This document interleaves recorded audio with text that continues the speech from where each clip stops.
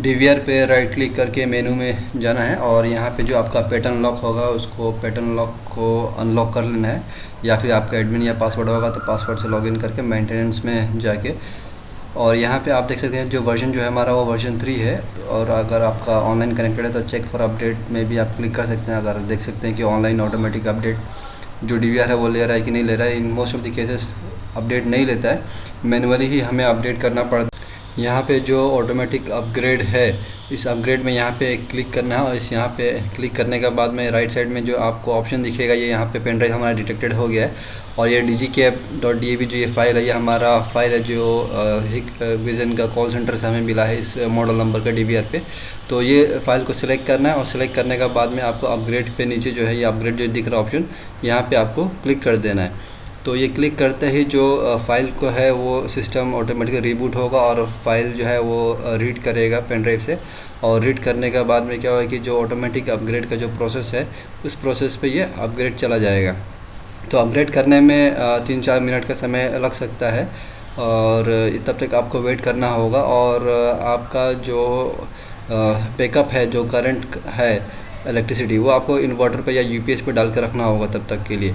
In case अगर इस दौरान आपका मशीन ऑफ हो जाता है किसी वजह से, तो ये डीवीआर के सिस्टम बोर्ड में प्रॉब्लम आ सकता है और फिर उसको रिपेयर करने के लिए हमें कॉल सेंटर में फिर भेजना पड़ सकता है। तो उससे बचने के लिए ज़रूरी है कि आप अपना डीवीआर को या एनवीआर को अपना बैकअप सिस्टम पे रखें, चाहे वो आपका इन्वर्टर हो या यूपीएस हो। तो अपग्रेडिंग ये जो प्रोसेस है ये चल रहा है हमारा। फ़ाइल जो है हमारा इस मॉडल का डीवीआर पे हमने ईमेल किया था Hikvision का कॉल सेंटर पे, तो उन्होंने इस मॉडल का डीवीआर के अगेंस्ट में हमें अपग्रेड का जो नया वर्जन का जो फॉर्मवेयर है वर्जन 4 उन्होंने हमें दिया है ये। और उसको हम लोगों ने पेन ड्राइव में डाल के ये डीवीआर पे यहाँ पे हमने कनेक्ट किया है। फ़ाइल जो है हमारे इस पेन ड्राइव के अंदर में है और फॉर्मवेयर, और इसी फॉर्मवेयर से हमें मशीन को बूट करना है। मतलब यहाँ ऑप्शन पे जाके जो ब्राउज़ करके आपको दिखाया मैंने, और तब तक पेन ड्राइव को निकालना भी नहीं है, पेन ड्राइव को इसी में रहने देना है। और जब तक पेन ड्राइव इसमें रहेगा तब तक यह फाइल जो है ऑटोमेटिक अपग्रेड हो रहा है। बैकएंड में पूरा जो सिस्टम है इसका वर्जन 4 का फॉर्मवेयर वो इंस्टॉल हो रहा है, जो कि हमें दिखता नहीं है।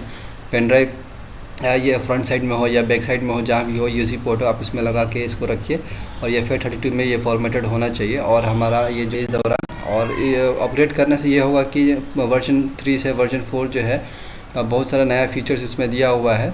और किसी भी एरर, जो पुराना एरर होता है नेटवर्क का या फिर आईपी कैमरा का या फिर कुछ कैमरास का फ्लिकरिंग का इशू होता है, रिकॉर्डिंग का, डेट एंड टाइम का, बहुत सारा इशूज़ जो है ये फॉर्मवेयर अपग्रेड करने से प्रॉब्लम सॉल्व हो जाता है। तो हमारे से भी कुछ आईपी कैमरा का इशू चल रहा था, जिसकी वजह से हम अपना फॉर्मवेयर को अपग्रेड कर रहे हैं और ये अपग्रेड ऑलमोस्ट कुछ बाकी है इसमें।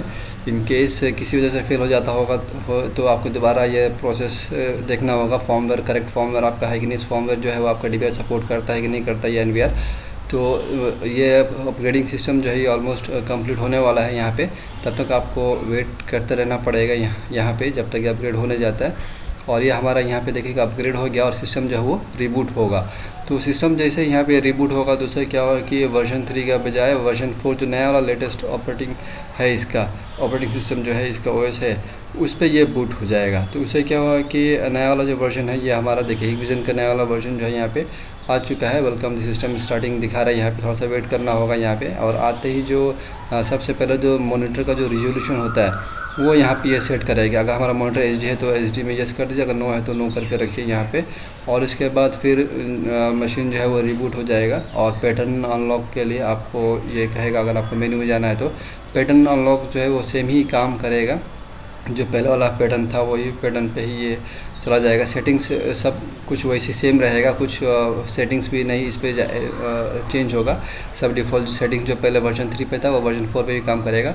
और लुक जो है आपका बिल्कुल नया मिलेगा। ये HBR 4.0 आप देख सकते हैं कि यहाँ पे नया वाला वर्जन 4 का लुक है।